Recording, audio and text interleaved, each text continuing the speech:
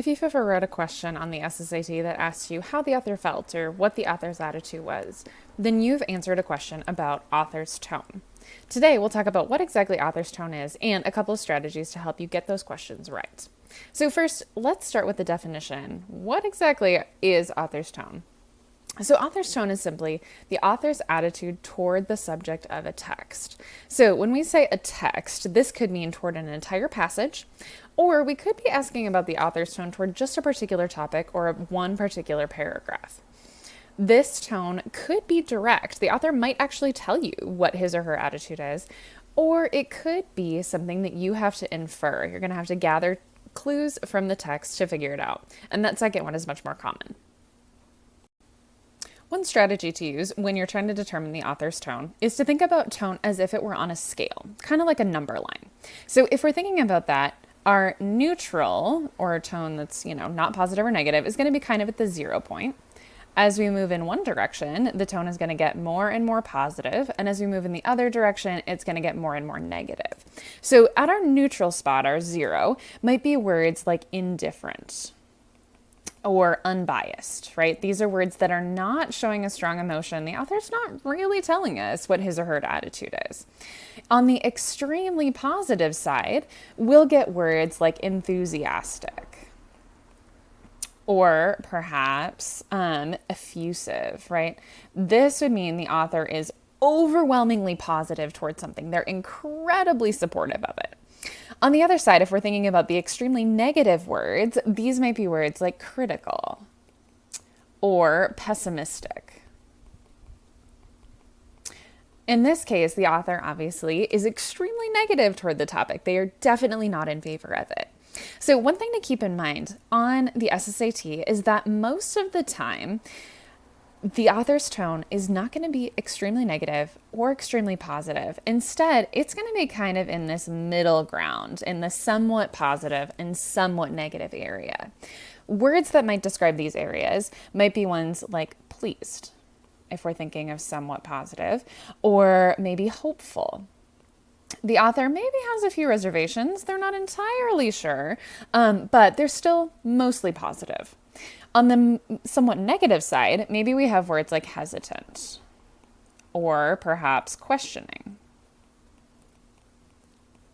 The author isn't completely rejecting the idea, but they do have hesitations. They're cautious about the idea. All right, let's take a look at this strategy in the context of a passage now. So our first step when we encounter a passage is to read and note any words that show strong emotion. What are words that help reveal the tone?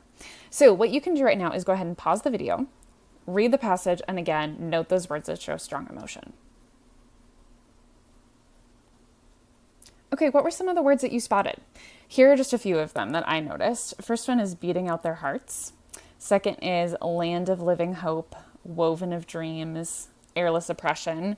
If we jump down to the fourth paragraph, we have golden land of flowing opportunity, sterile village, fullest self-expression.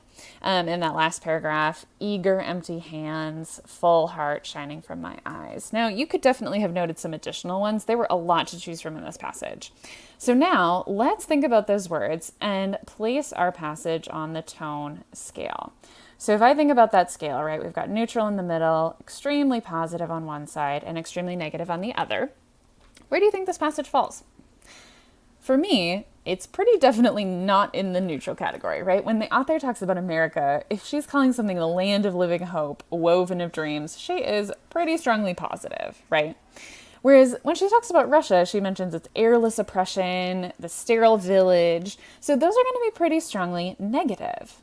So now our job is to read the answer choices in our question and eliminate any that do not match up with the correct place on the tone scale. So let's take a look at that question. Okay, so our question asks, what is the author's tone in the fourth paragraph of this passage? So we're going to be looking at this paragraph right here.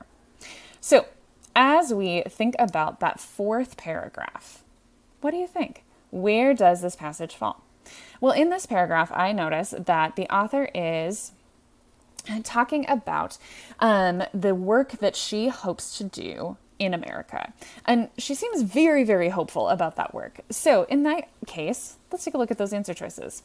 A, apologetic. Well, I don't really see her apologizing for anything, and that's probably not strongly emotional enough. B, idealistic. Well, idealistic means she's so optimistic to the point of maybe being a little naive, which seems possible here as she's talking about her work. C, dejected. Well, maybe in some of the other paragraphs she was dejected in Russia, but in this paragraph she seems overwhelmingly hopeful again, right? So probably not the best choice. D, objective. That would be a neutral tone word, which is definitely not how she's feeling. And then finally, E, admiring. Well, E is pretty strongly positive, right? But if I compare that with idealistic, idealistic seems like the better answer choice here. It captures that so overwhelmingly positive to the point of where she might not be being realistic, whereas admiring would mean she just is, thinking about and wanting to be like something potentially, right?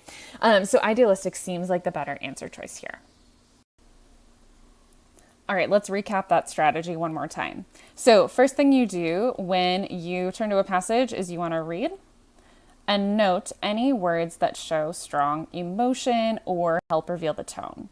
The second thing you want to do is to place that passage on the tone scale, right? Where does it fall? Is it strongly positive or negative?